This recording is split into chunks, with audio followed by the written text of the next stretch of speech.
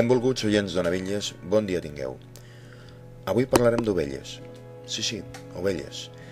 Aquests animalons que viuen aplegats en ramats, que pasturen mansament i ens donen llet, formatge, carn i llana per fer teixits. Aquests animals tenen un enemic natural. L'home, pensareu. Bé, l'home és el seu pitjor enemic, és clar, perquè té cura d'elles, però elles no saben que amb malignes intencions d'aprofitar-se'n. Ens referim, però, a un altre enemic, l'enemic natural de les ovelles, els llops.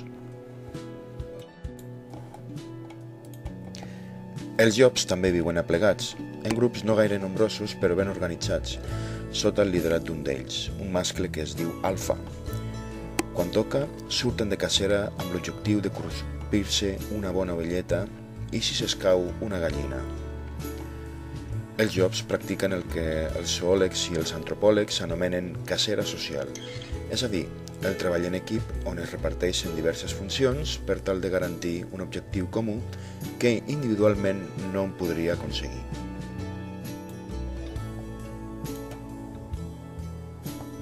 Imagino que ja us heu adonat. Aquests animals mantenen certa semblança amb els humans, oi?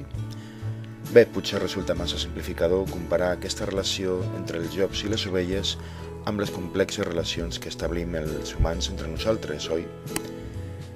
Em sembla que tothom entén la metàfora.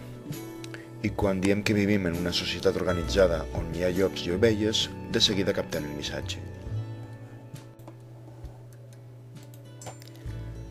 Aquesta metàfora és força antiga.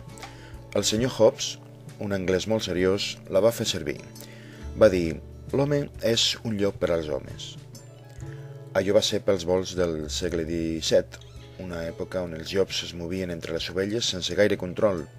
De fet, Hobbes va pensar que un estat absolutista podria servir per evitar que els llops deixessin el ramat d'ovelles ben pelat. Ha passat el temps i sembla que res no ha canviat gaire. A mitjans del segle XX, un altre senyor, també anglès, va dir «La llibertat dels llops és la mort de les ovelles». Aquest senyor es deia Isaiah Berlin i va morir no fa gaire, al 1997.